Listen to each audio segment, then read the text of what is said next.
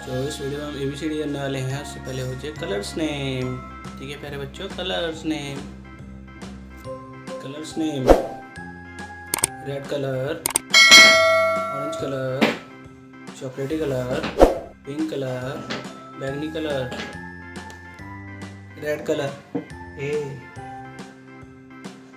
क्या प्यारे बच्चों, A for Apple.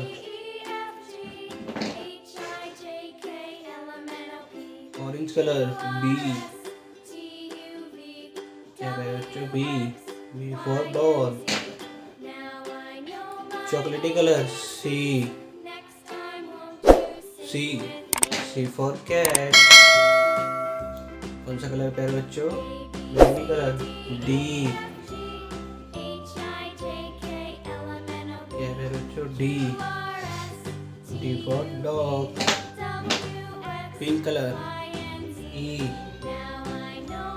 E for elephant. फिर से लेंगे हम कौन सा कलर लेंगे, बैंगनी कलर एफ फॉर फिश।